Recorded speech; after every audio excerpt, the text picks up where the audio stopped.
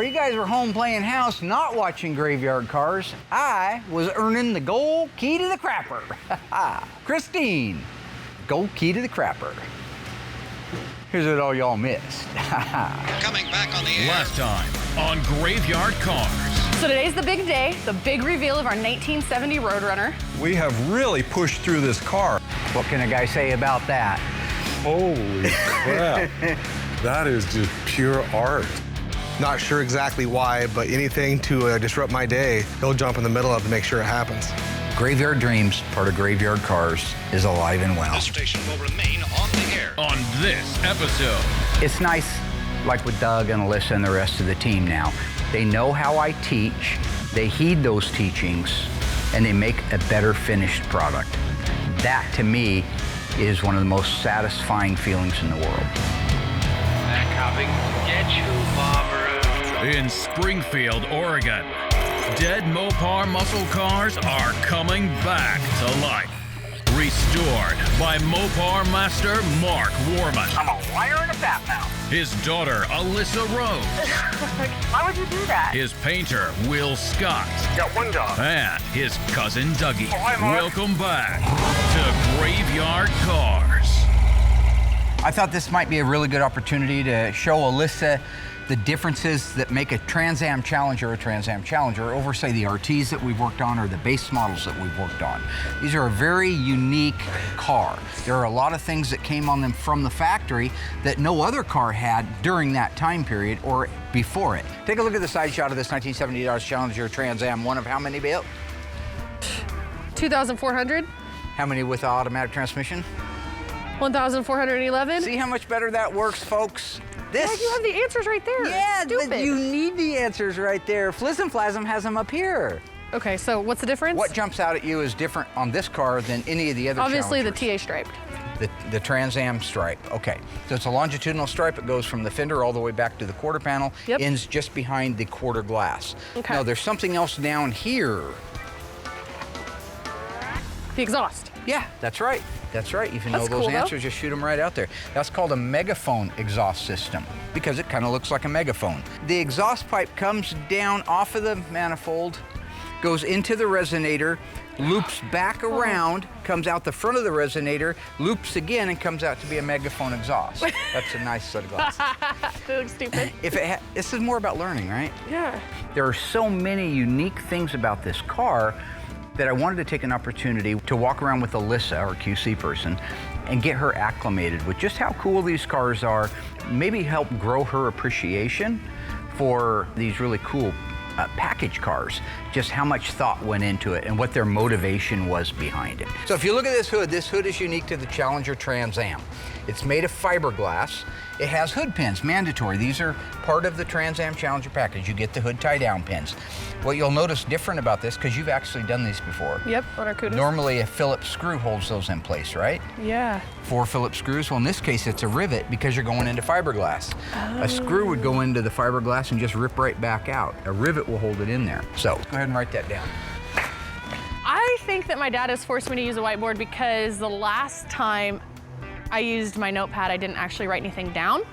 So we got the fiberglass hood, hood pins held in with rivets, windshield washer nozzle on hood. Very good. Different. Very good. All Anything right. else? Let's just walk around the rest of the car since we're standing here. You can leave the board. That's fun. okay. Okay. That's okay. Jens is okay. All right. You all know right. all What's those, this little huh? critter back here called? That's called a spoiler, Yeah. It's called what kind? A gull wing or a duck bill? a duckbill. Very good. And this should be on the fender tag, obviously. Okay. What code is that? A nice F-17. F-17, like the fighter jet, absolutely. They decided to go with J-82 on this It's a one. shame though. Yeah. So the walk around is a little rough. I mean, as you guys all know, my dad's a little bit crazy. I mean, I'll get some information out of him and then he's right back to like a movie quote or something. So it is what it is. I just try to have fun when I work with my dad at this point. Now, look at the front of the car. Is there anything on the front of that car that you see? The lower lights, parking lights. These are road lamps off of a 1970 Cuda. Standard on a 70 Cuda, optional on a 71, never available on a Challenger. So, Okay, I just want to see something. On that car waiting back there. for the mothership. Okay. I am able to learn even when my dad is like messing around and stuff. It's just probably not as much as I would learn like with working with someone like Ron from Magnum Force, who's a little bit more like meat and potatoes. That's how I am. I'm very like, I want to get straight to the point. I don't really want to mess around. I want to get my job done and then like get out. And my dad's just very much the opposite.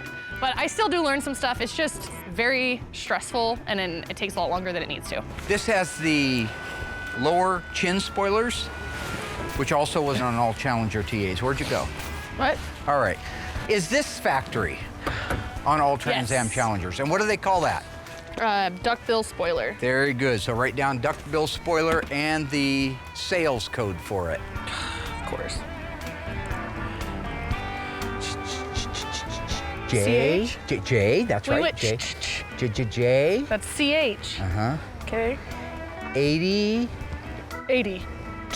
82, okay, good. Just get there. I think I'm just allergic to bad comedy. If you were going to start sneezing because of bad comedy, you'd have to hear the bad comedy. So I don't know where she got that from. Or it could be the pistachios, I'm not sure. And second off, did she just find out she's allergic to pistachios? Right? Because if you knew that, maybe don't eat the pistachios. Okay, let's work our way around to the front then. And what did we notice on the front? Has road lamps. Which are not correct on a Challenger. They were standard on a 70 Cuda model, optional on a 71 Cuda. What about these black flap things? Chin spoilers? We talked about those a few minutes ago. No, I wasn't. They were optional, Here. but not standard equipment on the Trans Am Challenger.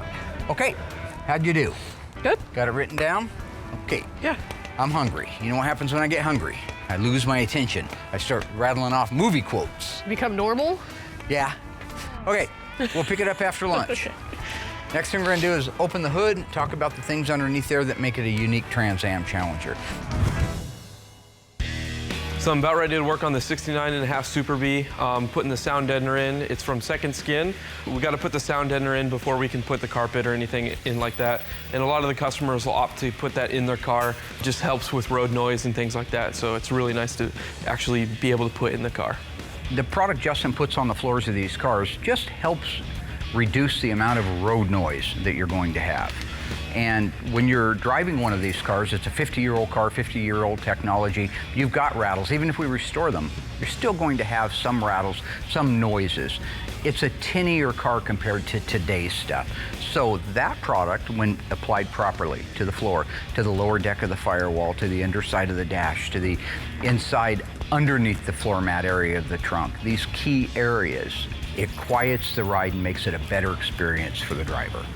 The process of this goes really easy. It comes out in these pre-cut squares. And I have a screwdriver with me, use the end of it, kind of get in the cracks and crevices, and then they actually send us a roller, which helps out really nice, you know, so you don't cut your hands up, because the backing of it it's a really thin metal. But use the roller, use the screwdriver, you can get it to lay down really nice and flat.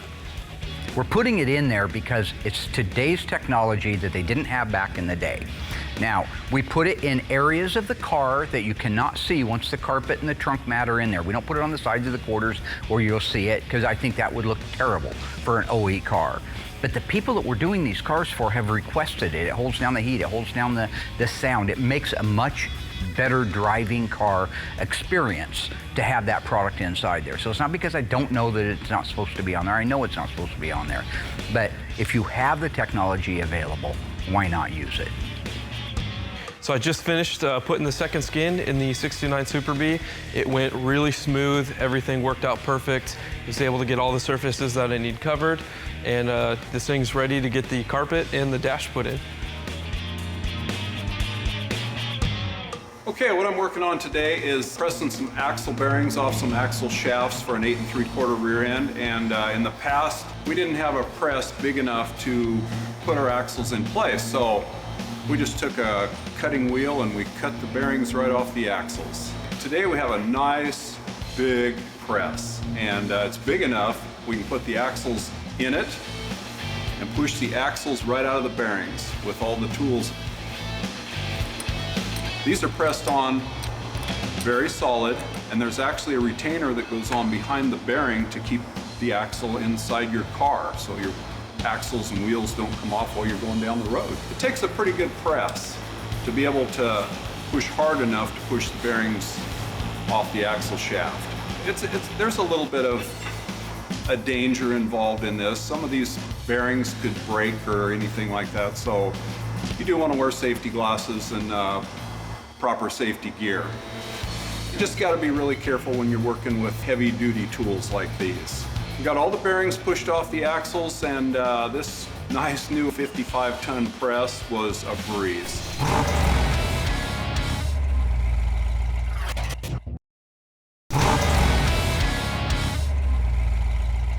All right, just got through working out and having lunch. Actually, I had lunch first, and then I worked out. We are ready to do, oh, nice, another change of sunglasses, Yeah, huh? because the other Yeah, I ones liked were... it. Chips, 1978, Eric Estrada. I like those glasses, yeah. Are we gonna go for these cars or you know what? who else had those Psycho glasses? Those are Psycho glasses. The bad guy in Dirty Harry 2. Oh, you know, besides Magnum Force and Chips, the cop in Psycho, the other one, who else had those crazy glasses? Oh, the T-1000, yeah, T2, yeah, he had them. I honestly don't really watch movies. I have no memory. Like, I don't remember anything past today. So I don't know what he's talking about all the time. He's quoting movies off, and I never know what they're from. I just kind of pretend like I know what's going on, but I don't. That's bad. Don't you guys use that? The only thing left now is under the hood. I want to show her the 340 special Trans Am block and induction system, which is a 6-pack. And you got your board. Yeah, I got my board. Can you grab that, please? Yeah. Yeah, I just feel better. Feel more comfortable knowing. What, the numbers? Not for me. Yeah. Okay. Okie dokie, there we go. All righty, all right. 340 6-pack, huh? Yeah, that's what it says. 6-pack. Yeah, that's what it says. All right, you ready to do this? Yep, let's do it. Now you've blown out my eardrums. Can't wait. All right. Fiberglass hood should lift up fairly easy, right? It's a fully functional open hood that allows cold air to get into the air cleaner. The same principle that you see in a Shaker Hood Challenger or a Shaker Hood Cuda. It's allowing outside air, not manipulated or compromised by the engine compartment, but nice, cool, fresh air to come in. And cool air combusts better. Oh, those springs aren't bad. For being so old, what is it? Oh, this is great. Okay, so Trans Am Challengers and AAR Cudas, because of the fiberglass hood, have a lightweight, smaller diameter hood spring. Somebody used what appear to be maybe springs from a washing machine, and then these big D-rings to extend it out to the hinge. Okay, so this is what they're not supposed to look like. Let's go take a look over there. Now open that one up. And this is what they're supposed to look like. See how much smaller this is than a standard one? Yeah, doesn't have a But it weird- actually goes from point to point. It doesn't have a D-ring in it. So this is what it's supposed to look like for a TA and an AAR Cuda.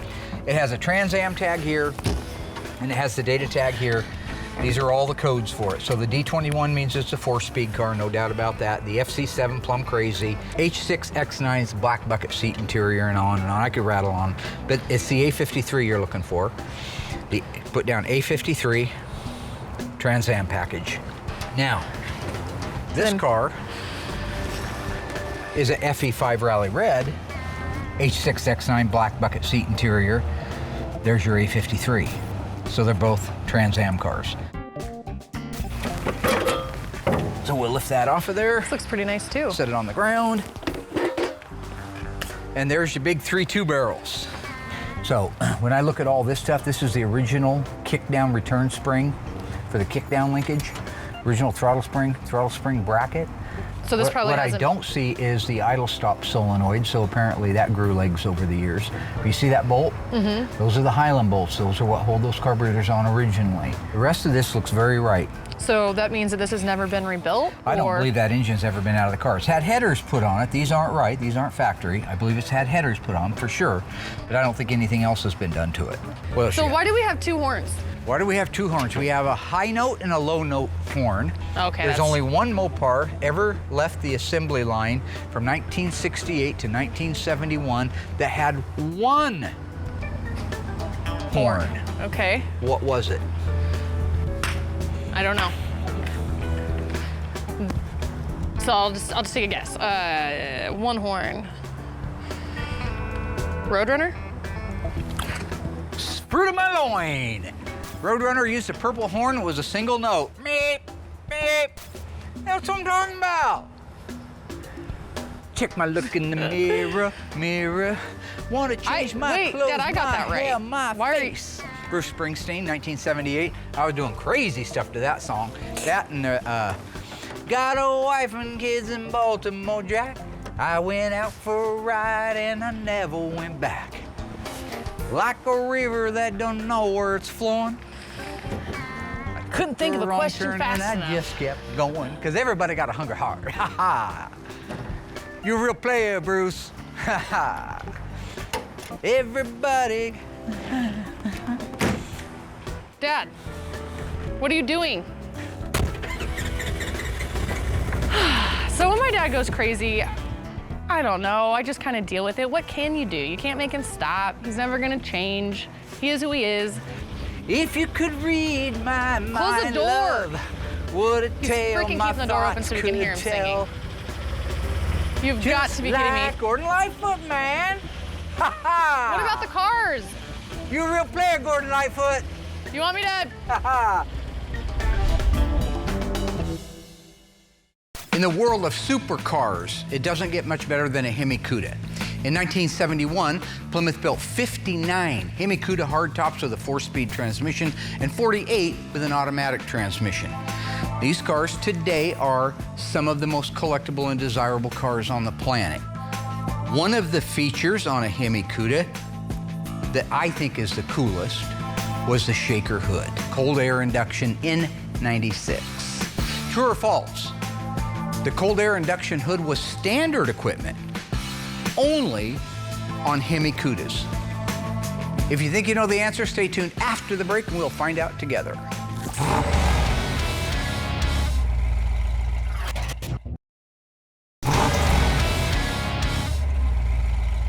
All right, welcome back, my friends. How did we do on the Hemi Cuda trivia? True or false? The N96 shaker hood came standard only on the Hemi Cuda model. If you guessed true, you're absolutely right. Only the Hemi Cuda models. This also applies to 1970 Hemi Cuda and 1971 Hemi Cudas. The N96 shaker hood was standard equipment on all E74 426 Hemi models. Oh, by the way, in 1971 as well, the shaker bubble was black. In 1970, it was argent silver, unless you had an FE5 Rally Red shaker hood car with a monochromatic package, and then you would have ended up with the FE5 Rally Red shaker hood. Just the bubble, not the whole hood.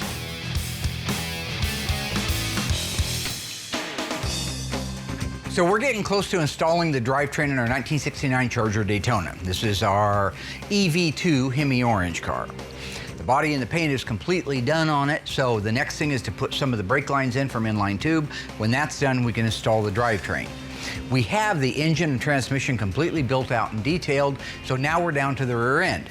I have decided that I shall have Doug and Alyssa assemble the rear end. What I've always wanted to do is find out exactly how many individual components it takes to build out a rear end. So I'm gonna have Alyssa keep track of that, because I have a suspicion there's several hundred parts that make up just one rear axle assembly. So all I'm asking is that you put the rear end together, you count the number of parts that go into it, so we have a complete list. What I was saying was, Hey. I want you to just count the number of parts that go on the rear Okay, end. Dad, it sounds easy. I want to can show do it. you. I want to show you. You see this right here? Right, little piece of rubber. That's a part. Tell me what this part. is. One part. Thank you. What's this one? One part. Now I'm going to take this and I'll put it around behind my back. Are you done? And I'll pull around here. Now what's this one? 2 parts. God help us all.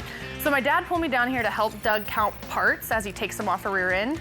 I know that I'm the parts person, but I'm not really sure how that's gonna tie in. I know that he recently has made me the QC person now, and I'm not really sure how that's gonna tie in. This bolt, is this 5 parts or 1 part? Are we done? Okay.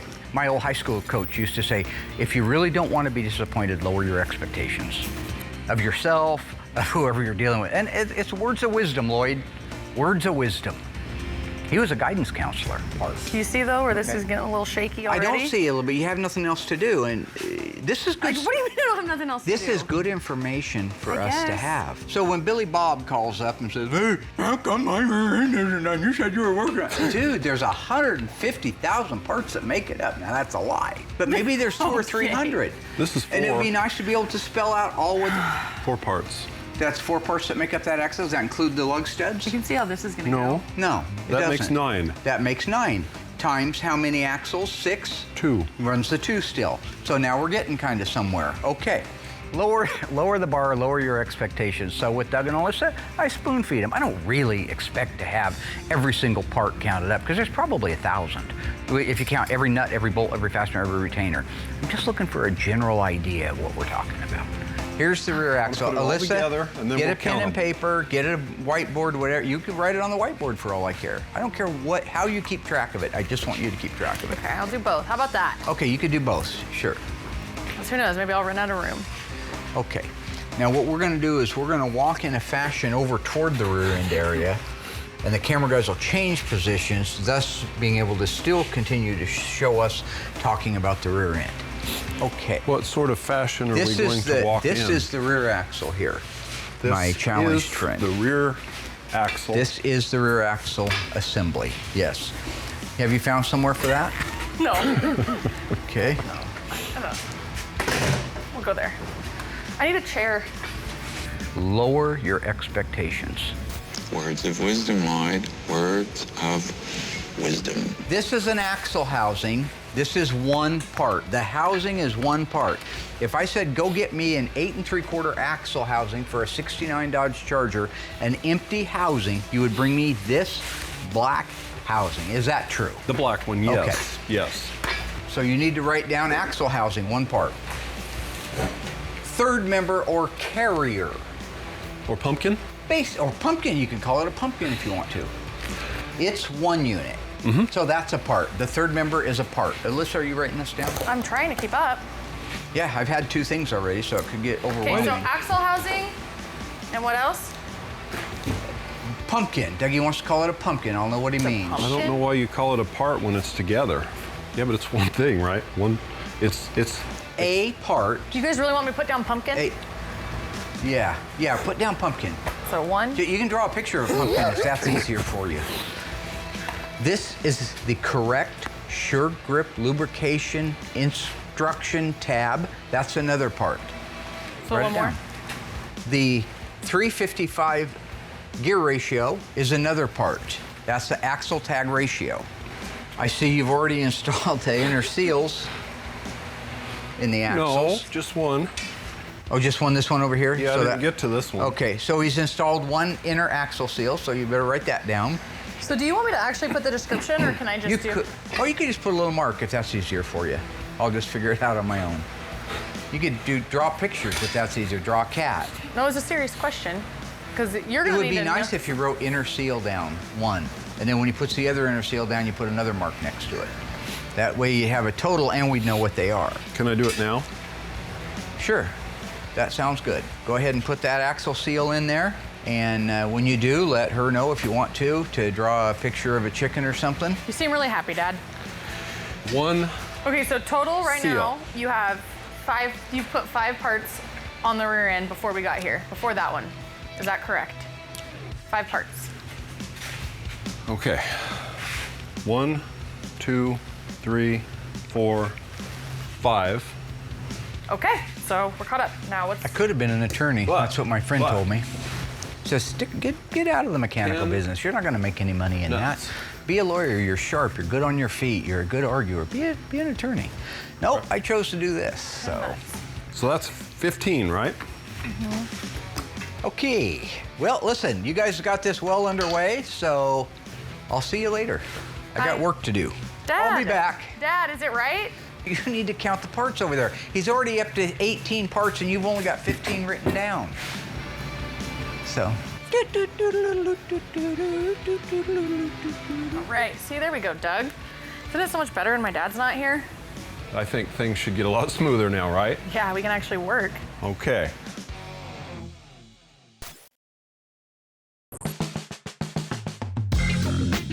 We're getting ready to shoot this 1970 Cuda. Limelight, super cool color. We haven't done one in a little while like this, so kind of go around, do a few touch-ups, stuff like that, and then get the car painted and get cut and buff done and get it over to assembly. These look beautiful. Look at that. Limelight, gorgeous. You guys see that? Number 2 painter did that right there. FJ5 Limelight. It's like a little Willie getting ready to paint our 1970 Cuda 446 barrel, 6-speed, silver sport transmission, tribute shaker hood car. Willie, how you doing, buddy? All right. Getting ready to shoot the big one, huh? The big enchilada? Is this a pre-paint or final paint? It's the pre. Okay. Like Steve Prefontaine, the pre-classic, preschool. I didn't get that. I did not get preschool. We did not have that back then. We had kindergarten, which you went to. I went through grades 1 through 3 at Yolanda Elementary, 4, 5, and 6 at Bratton Elementary, where our principal's name was Harry Dick Peters. You can't make that up, kids. His name was Harry Dick Peters. Bratton Elementary, 1977. When I'm going around a car in the paint shop or I'm talking to Will on the level that I know he understands because we've used a lot of the same terminology, some of it I've invented, others have been employees in the past. Got quite a few little vacations over here, buddy. When I say I see a vacation, what I'm talking about is an area where the whole quarter panel has been blocked out beautifully, right? Looks great, except that he just decided he wouldn't do below the lower style line. So it was still untouched, all right? So that's a vacation. I also can call that a shiny. Let's make sure, oh, hello, little shiny. These little divots right here, you got little shiny spots. Call them shiny, you get a little lisp when you say it. Because if you have those shiny spots and you paint over it, you know what happens. They're at the car wash enjoying it, talking about how awesome they love the car. They hit it with the pressure washer and the paint blows off in big sheets like the 80s GM and Dodge products used to. So like a spot weld brings the panel down lower than the surface, and if you don't get in there and take your finger with some Scotch-Brite and start scrubbing it really good and getting it dull, those are what I'm calling the tinies. All right, well, thanks for having me in to give this a final QC. Oh, hello, little chunky corner. Let's fix that corner on the left rear side marker right at the front. If I'm talking about a chunky area or a chunky corner on a car, I'm talking about an area where the bodywork wasn't finished off very nicely. So it's the edge, it's the slag of the filler that should have just really quickly been sanded down and been primered over the top of. But Will likes to take vacations every once in a while on these cars and not do that. So that's why I'm using those affectionate terms. All right, well, that's what I do. Will will call me in from time to time and say, hey, boss man, I need your eyes on this thing. I'm getting a little older. I don't see so good. And I'll come in and give him a hand, you know.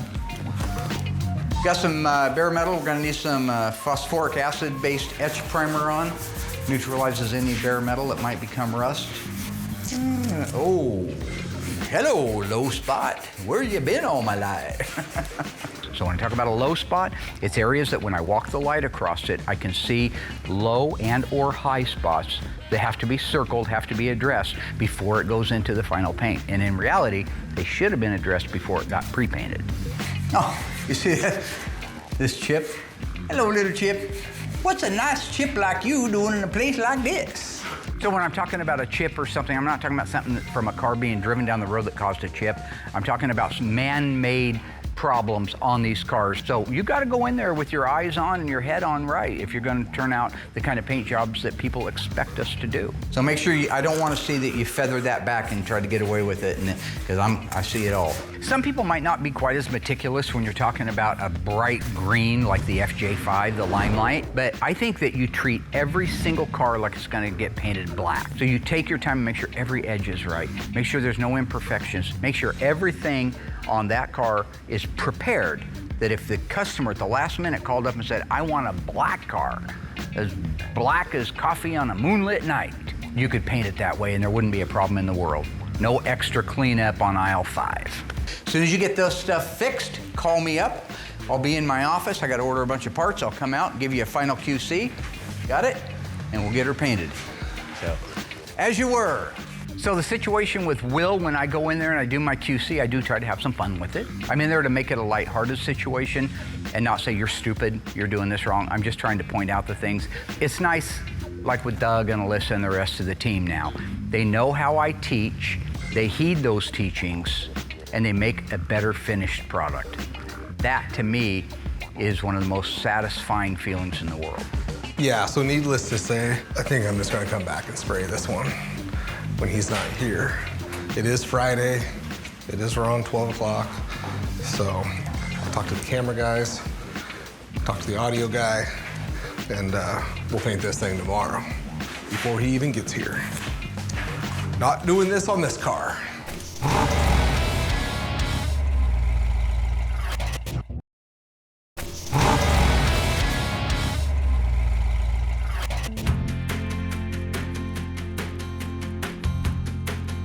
Our 1967 Plymouth Satellite GTX tribute car belongs to Preston Smith. Now, his son works for me and has for the last 11 years. I mean, he was there when I had the inspiration. I don't know if that makes him a co-creator. He's been with me a long time with Graveyard Cars, and how I met Aaron was because of his dad. His dad had a 67 Satellite that his father bought brand new when they lived in Southern California, had it his whole life, and wanted to make it into a GTX.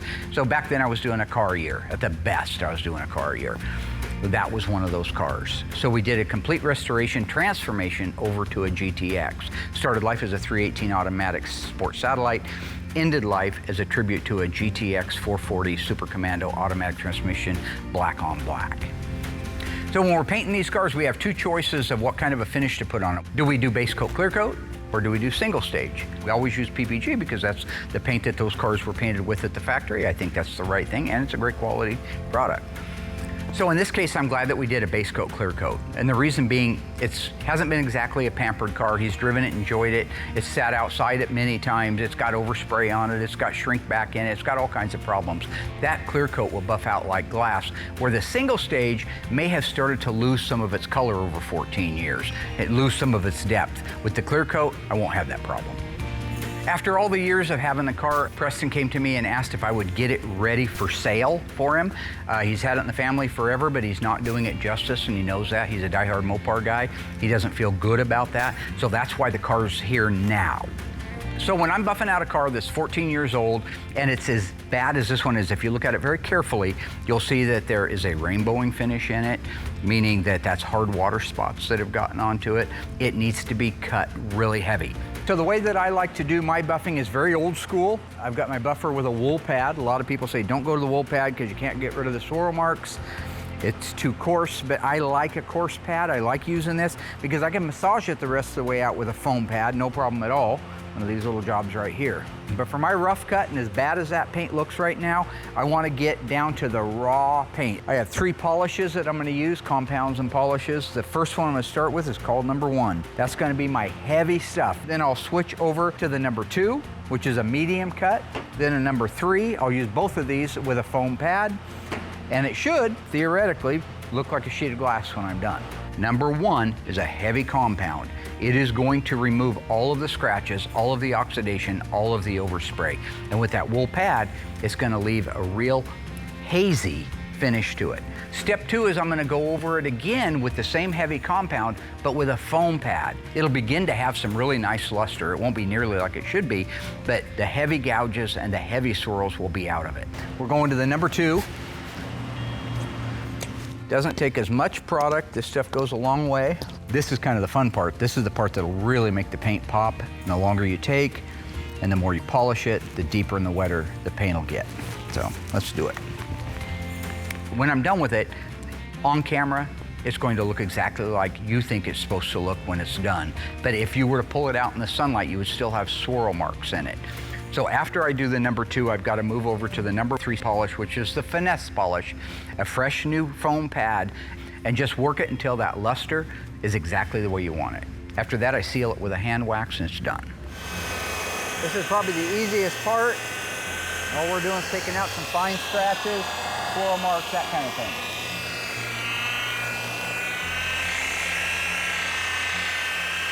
Oh yeah, beautiful. That's 13-year-old paint, folks. The kids still got it, baby.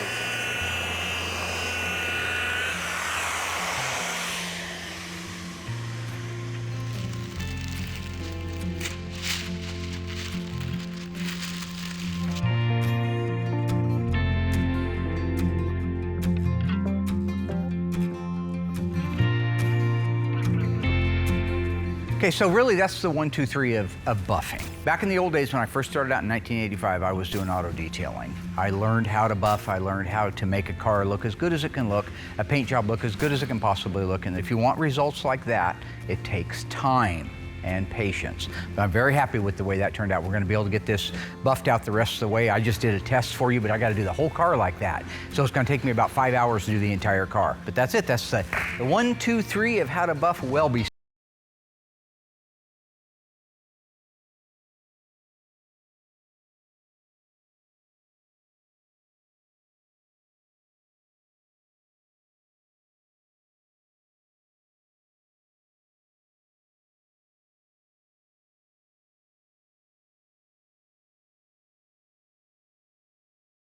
'71 was a great year for the muscle cars, especially the Plymouth Cuda and the Dodge Challenger. A lot of really neat options were available for them. We could go through a list. If you've optioned one out, in fact, with just about everything imaginable, you would have spent, let's say, right about $5,000. That would be with a Hemi. It'd be a good investment too, because the most recent '71 Hemi Cuda convertible sold for $3.5 million, so that would have been a great investment. What standard feature did all Cudas have, regardless of the engine and the drivetrain? Was it louvered fenders, rally instrument cluster, road lamps? If you think you know the answer, stay tuned after the break.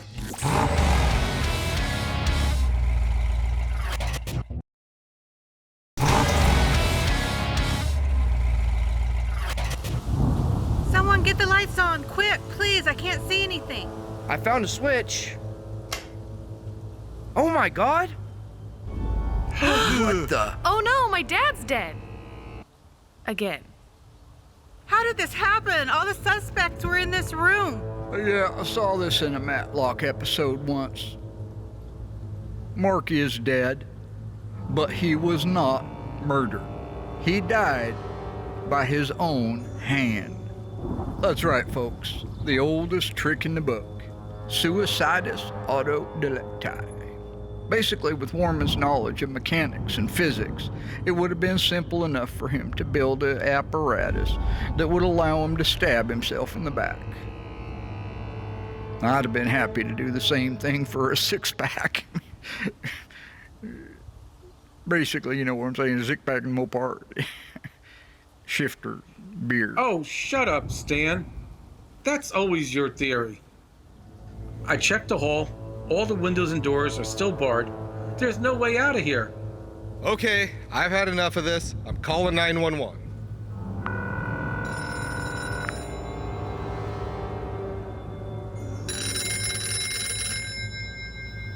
Hello, my simple friends. Don't bother calling the police. I've blocked the signal. If you're listening to this message, then it means I am dead. It also means when you dial 911, you triggered a detonation device that is connected to C4 plastic explosives that is set to go off in 30 seconds. I will see you all very soon. Oh no, what are we gonna do?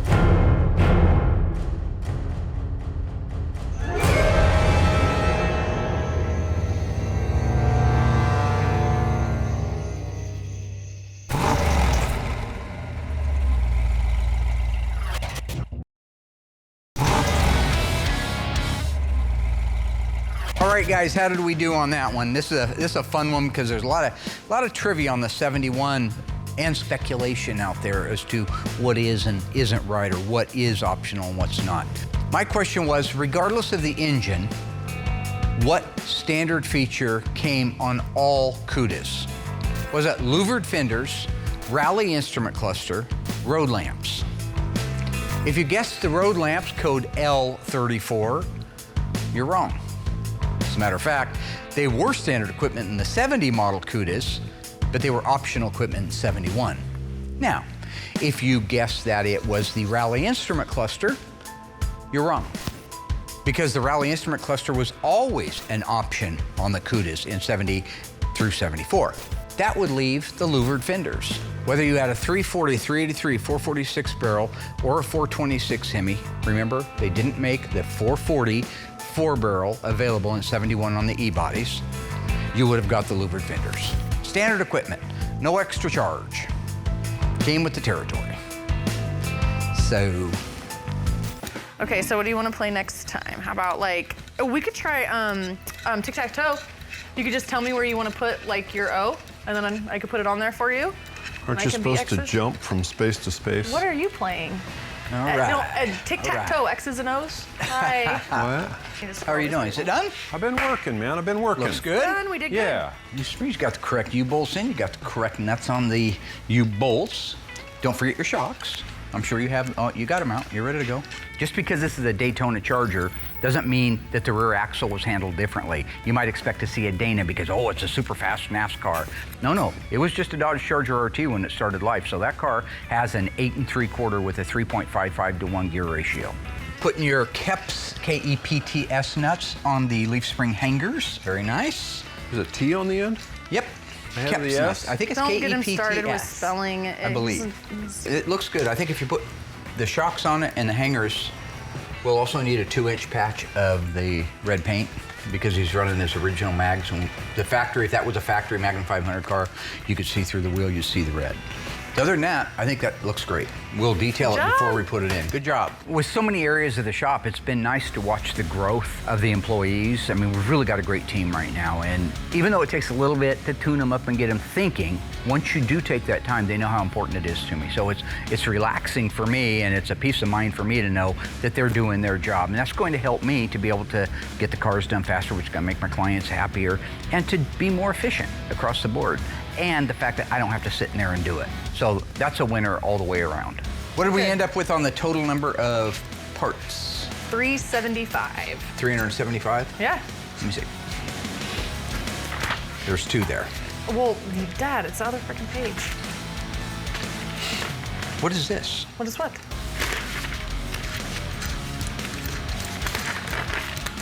I didn't put them all down on that. You didn't put them all down on it. Well, no, because Well, there's about 25 parts there. Well, I started There's out and then I 25 changed the way I was doing it because I just feel like that was gonna take forever and that sucked. So I just put them as marks like on the whiteboard, you know? Like, you know, when people are in prison, Where's the they just whiteboard? do, It was right like, over there. that's how it felt. I felt like I was in prison and I was going day by day, putting, yeah. Where is it? It's upstairs. Why would it be upstairs? I need the numbers. Well, I didn't know You're supposed to write down. What is axle housing? Is that like It's Axel the axle Foley housing. from Beverly Hills Cop? Look, I don't have Merriam-Webster dictionary as my, like... No, but you graduated. Yeah. Remember that? It was a long time ago. Remember you walked down the aisle and you threw your Do you hat know what in I the meant? air? You know what I meant though when you read it? See, that's all that matters. What does it matter? It doesn't. Pumpkin, suregrip, it's upstairs. Yes, it's upstairs. It doesn't matter. So if I told you go the number. upstairs, okay. Right? Good news is the axle looks good, everybody. Wide shot right there. That's camera guy on wide shot. Give him a thumbs up so everybody knows Mark's okay with it. So it looks good. Nice work. Very, very nice. We did good. That's good. It's getting better all the time. Yep. That's the whiteboard right there. No. That's it. No, it's not. Why is it down here? Why'd you lie to me? Because I told you the number. Oh, God.